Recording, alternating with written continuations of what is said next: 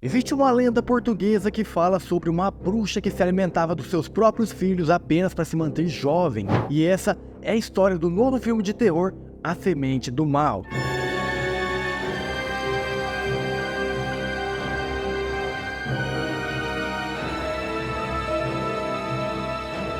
A história começa em uma casa enorme e bastante escura, até porque se não for escuro não é filme de terror, né? Vemos ali uma mãe com dois bebês praticamente colocando eles para dormir. Até que duas pessoas, um homem e uma mulher, entram nessa casa para roubar as crianças dessa mãe. A mulher ladra que estava dentro da casa dessa mãe conseguiu levar uma das crianças. O cara tentou também, mas não conseguiu. Essa mãe aparentemente ficou possuída, os olhos dela ficaram totalmente brancos e ela acabou dando um fim nesse ladrão, um fim nesse cara. 30 anos depois a gente conhece o Edward, um cara que cresceu sem família e que vive uma vida normal em Nova York com a sua namorada Riley. Ele está comemorando seu aniversário e ganha de presente um aparelho bem tecnológico chamado Ancestry. Esse aparelho coleta um pouco de sangue e através de uma análise ele consegue dizer quem pode ser parente ou não da pessoa. Porra, um puta presentão, né? O cara queria saber sobre a sua família perdida e agora tem a possibilidade de encontrar alguém.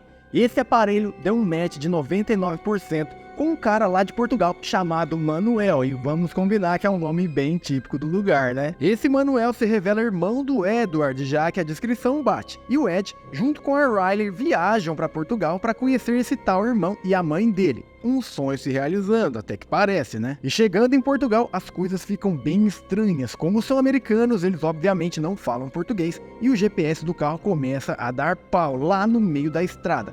Eles então param o carro para pedir informações para um casal de velhos que está ali na estrada. E quando eles veem a foto da casa que o Edward está procurando, esse casal surta e expulsa os dois de lá. Nessa parte do filme você para e se pergunta, mano, que merda que tá acontecendo aqui? Mas beleza, sem GPS e sem informação, eles conseguiram chegar perfeitamente na casa da mãe do Ed. E ele conhece o Manuel e depois a Amélia, que é a mãe dele.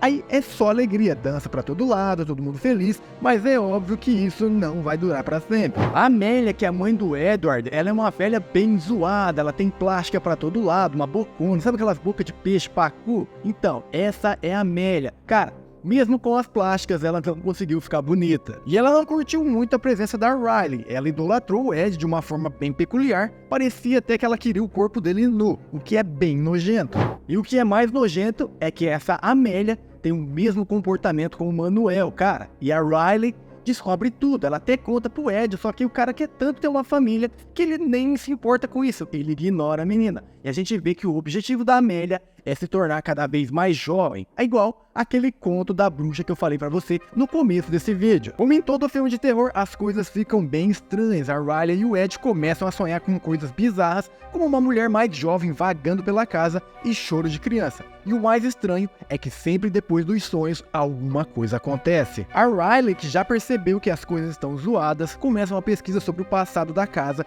e descobre que ela era de uma bruxa portuguesa que ficava mais jovem cada vez que se alimentava dos seus filhos. E não satisfeita com isso, a Riley vai até a casa do casal lá na beira da estrada e descobre que a filha deles namorava com Manuel. Essa filha contou que a Amélia tinha filhos com os próprios filhos em troca de juventude eterna, e se tivesse uma filha, ela as matava. A mulher da estrada disse que nunca mais viu sua filha novamente. E essa é a história de A Semente do Mal, um filme que é mais horror do que terror, até porque a gente sente mais repulsa do que medo. A história é um pouco diferente do que já estamos acostumados por aí, mas como em vários filmes desse gênero, ele começa bom, só que o roteiro não é consistente. No começo a gente fica curioso para saber o que está acontecendo ali. No meio do filme, algumas coisas começam a se revelar e ficamos presos nele, mas no final é tudo muito bizarro, ele termina com mais perguntas do que respostas. O filme não tem muita profundidade, você não sabe muito sobre nenhum dos personagens ali. Um exemplo,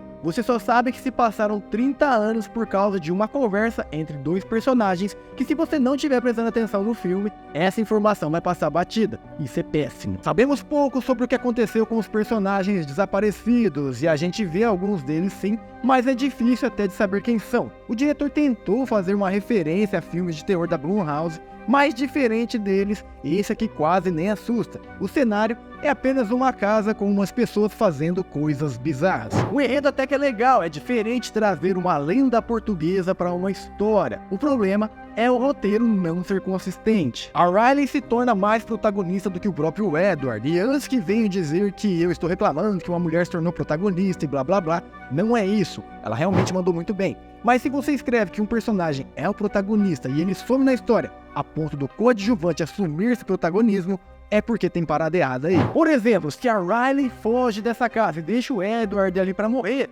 a gente nem ia se importar com ele, a gente se preocupa mais com ela do que com o próprio personagem que é o protagonista. Enfim, se você gosta de filme de terror, mesmo sabendo que a maioria é tudo igual, esse aqui pode chamar a sua atenção por causa da lenda portuguesa que não estamos acostumados a ver por aí. Mas não vai assistir esperando uma coisa grandiosa, porque não é. E até o momento que eu tô gravando esse vídeo, A Semente do Mal está disponível apenas nos cinemas. Se chegar em alguma plataforma de streaming, eu atualizo lá no primeiro comentário fixado. Comenta aqui se você vai assistir esse filme, o que você achou sobre essa lenda portuguesa. E claro, não esquece de se inscrever no canal para não perder mais conteúdos como esse. Eu vou ficando por aqui, até a próxima. Fui!